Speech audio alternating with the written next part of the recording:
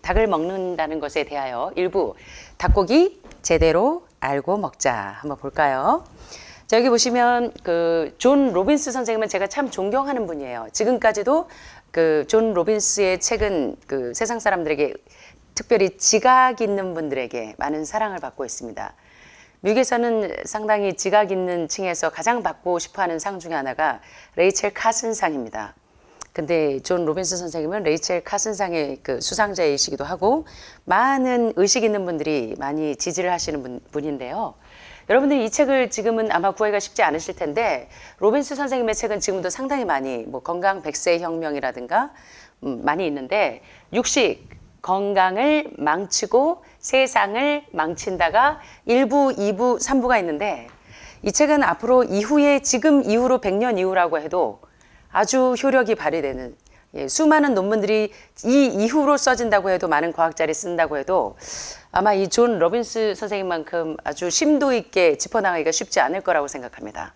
그래서 이 책의 내용들을 보시면서 오늘 여러분들의 그 질병의 원인을 다시 한번 더듬어 가시는 시간이 되셨으면 좋겠습니다.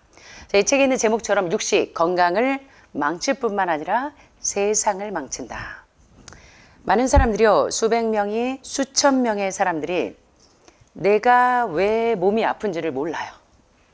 열심히 돼지고기, 삼겹살, 제육볶음을 한 입 한 입 베어 물 때마다 내 몸속에 고통을 집어넣고 있고 내 몸속에 질병을 함께 집어넣고 있다는 사실을 전혀 깨닫지 못하고 이 돼지고기를 먹으면 내 몸에 스태미나가 올라가겠지? 하고 몸에 좋아지리라고 생각하면서 그것들을 열심히 먹어치우고 있습니다. 하지만 우리가 아침마다 점심마다 저녁 끼니마다 먹어치우는 건 영양이 아니라 여기 뭐라고 돼 있어요? 악몽입니다. 예, 특별히 이제 폐질환에 왜 노출되는지 오늘 보시면 이해가 되실 거예요. 존 로빈스는 선생님 여러분들이 아시다시피 베스킨 라빈슨의 후계자입니다. 베스킨 라빈스 아시죠? 아이스크림 회사로 유명한. 근데 그 아주 그 재력가가 될 수 있는 그 후계자를 떨치고 자연인으로 돌아가서 세상을 이롭게 하는 많은 유익한 건강 사업을 하고 계세요. 그런데 특별히 존 로빈스의 건강을 망치고 세상을 망치는 범인인 육식에 대해서 설명을 하는데 특별히 이 책은 심장마비가 왜 걸리는지 왜 스텐트와 바이파스를 하고 왜 고혈압, 고혈당, 고지혈증을 비롯해서 폐에 결절이 생기고 폐암이 되고 하는지 그리고 우리의 유방암이나 난소암, 자궁암의 원인이 무엇인지 그리고 왜 뼈에 구멍이 숭숭숭숭 나는지 그리고 왜 당뇨병으로 합병증이 와서 신장질환까지 오는지 왜 뇌출혈, 뇌경색이 오는지에 대한 모든 질병의 원인들 우리 시대의 모든 질병들의 원인들, 이러한 모든 재앙들로부터 내 자신을 건강하게 지킬 수 있는 이 방법을 알려주는 책이라고 해도 과언이 아니기 때문에 여러분들은 평생 어떤 자산보다도 중요한 게 내 몸을 건강하게 할 수 있는 그 방법을 알려주는 이 교과서가 굉장히 우리에게 생명을 연장시켜 주니까요. 그래서 오늘 한 분이 가시면서 원장님은 제 생명의 은인이래요. 그래서 제가 참 오늘 감사했는데 자, 콜레스테롤과 포화지방 인공호르몬 그리고 항생제의 내성을 갖게 된 이 박테리아와 살충제 등의 오늘날의 대다수의 육류 유제품에서 자주 발견되는 허다한 발병 물질로부터 이제 내 몸을 지키는 방법을 이번 시간에 좀 살펴보도록 하겠습니다. 이분이 바로 육식 건강을 망치고 세상을 망친다 1부, 2부, 3부의 저자 존 라빈스 선생님이신데요. 이 존 라빈스는 식생활과 환경 그리고 건강의 연관성에 관해서 세계 1급 전문가 가운데 어떤 의사도 어떤 과학자도 존 라빈스만큼 심도 있게 이 건강에 대한 내용들을 그 펼쳐낸 저자가 없을 만큼 정말 세계 1급 전문가 가운데 한 사람으로 건강한 식단을 선택하는 방법 그리고 환경을 보존하는 방법 그 더 건강하고 아름다운 세계를 지지하는 비영리기구인 지구구조대 인터내셔널 얼스데이브 인터내셔널의 설립자이기도 합니다. 정말 여기까지는 이제 자연인이신데 이 위로는 정말 지각 있는 분이세요.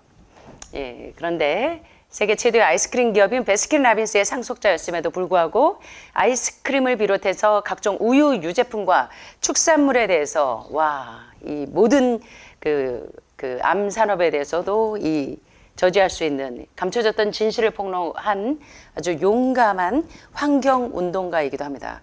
그래서 많은 지각 있는 분들이 존 라빈스를 굉장히 사랑해요. 예, 지금도 정정하신데, 자, 이 책의 이제 짧은 내용들의 이제 카테고리를 좀 보자면, 특별히 이 책에서는 단백질 신화에 대한, 여러분들 희한하죠? 이 영양의학의 아인슈타인이라고 불리는 콜린 캠벨 교수님을 비롯해서 전 클린턴 대통령의 주치 콜첼 에셀스텐 박사도 마찬가지고, 여기 보니까 단백질 신화에 대한 허구와 또 각종 유제품과 축산업에 대한 불편한 진실에 대해서 이 책에 이제 단락단락 소개가 됩니다. 첫 부분에서는 특별히 미국에서 가축에게 투여하는 항생제의 양이 연간 몇 톤이에요? 여기 보니까 10,000톤이 아니고 11,160톤.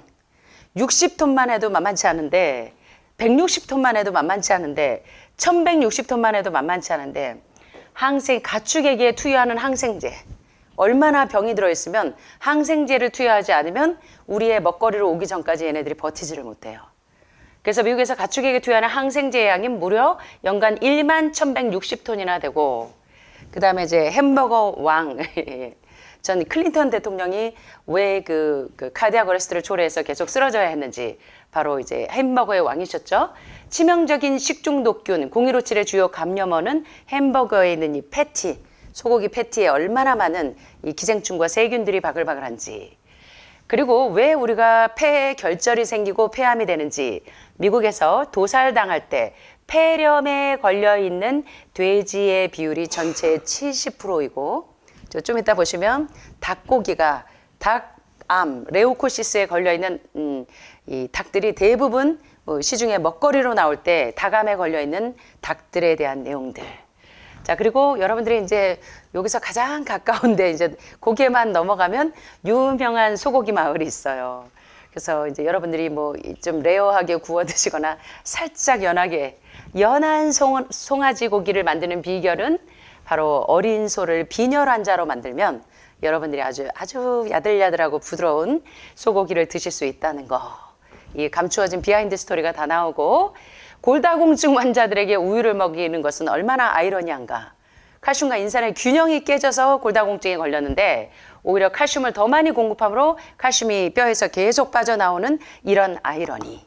그래서 우유를 많이 마시면 마실수록 골다공증, 고울조성증, 네스토폴로시스 등과 같은 뼈에 모든 문제가 생기는 이유에 대해서 이 책에서 이제 짤막짤막하게 쫙쫙 제가 이 카테고리를 설명을 해드렸는데, 이 존 라빈스는 1994년 레이첼 칼슨상의 수상자이기도 하고, 저서로는 육식, 건강을 망치고 세상을 망친다는 웬만한 이 영양의학자들은 거의 다 봤을 거예요.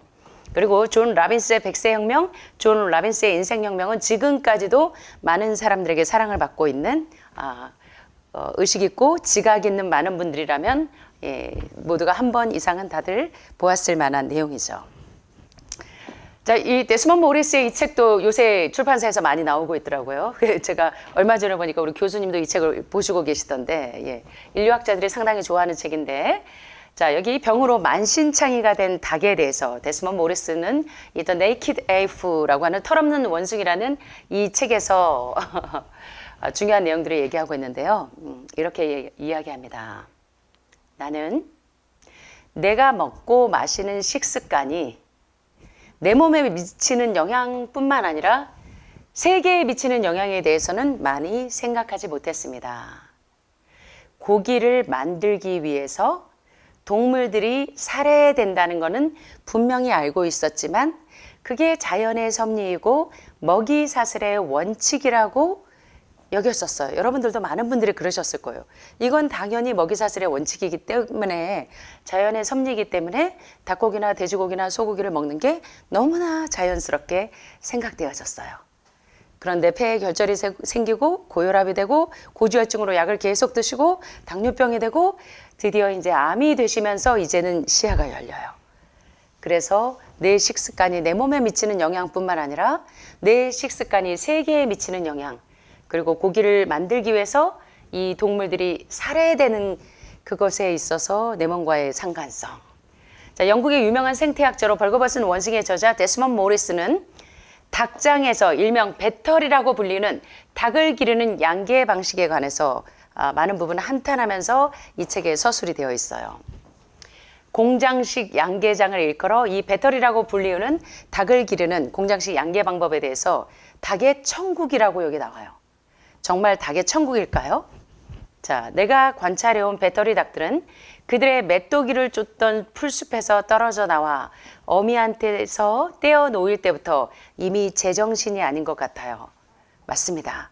배터리는 글자 그대로 닭의 정신병원입니다. 예, 우리가 먹는 닭들이 어떻게 이제 양육되어지는지 여러분들이 우리 식탁에 올라오기까지 얘네들이 어떤 생활을 하는지 한번 살펴보시면 좋을 거예요. 자, 이거 보면 그냥 닭들의 자연적인 생태 환경이라고 생각하실 거예요. 닭을 기르는 이런 배터리 방식. 자, 알 낳는 집 속의 닭은 아주 신경질적입니다.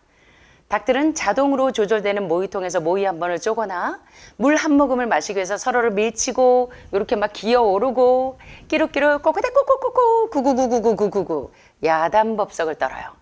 이것이 바로 쉬지 않고 알을 낳는 암탉들이 짧은 생을 보내는 방식입니다.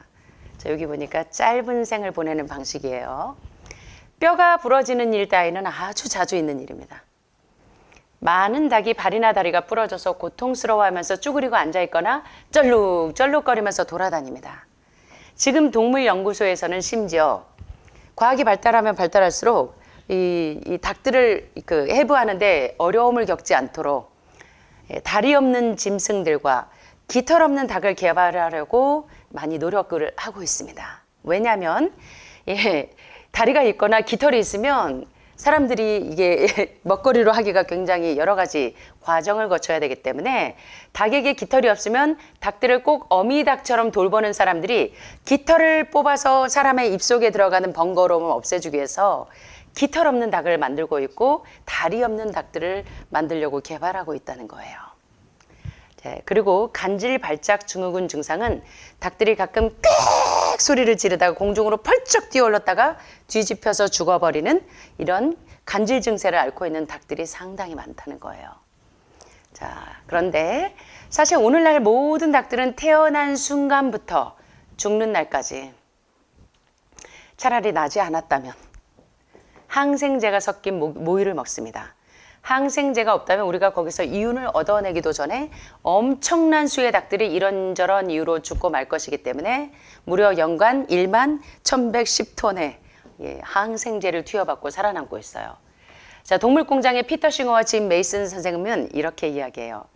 닭 공장에는 비타민 결핍이 아주 흔한데 성장이 지체되기도 하고 눈이 손상되고 시력이 상실되고 무기력증이 오고 신장이 손상이 되고 성기능이 교란되어서 특별히 자위 행위를 하는 약간 음란한 습관을 가진 친구들에게는 그래서 닭을 제한하라는 얘기가 이래서 그래요.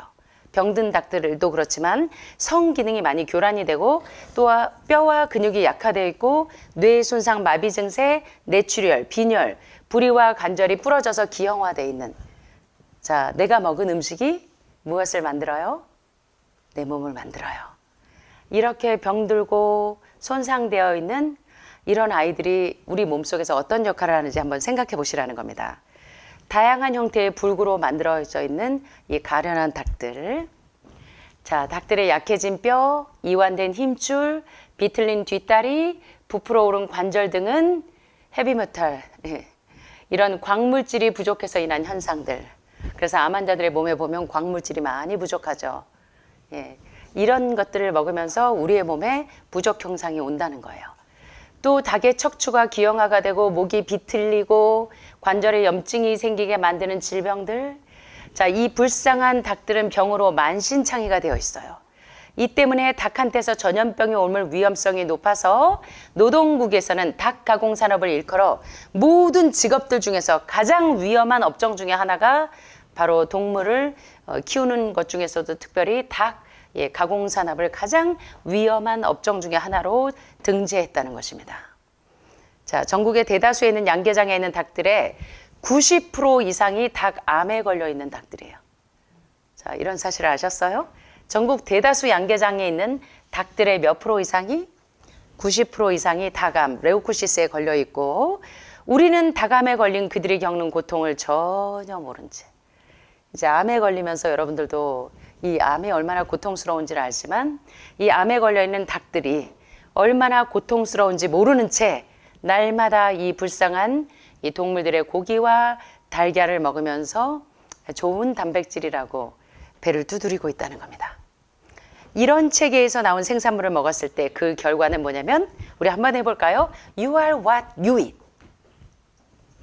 내가 먹은 음식이 내 몸을 만든다는 겁니다.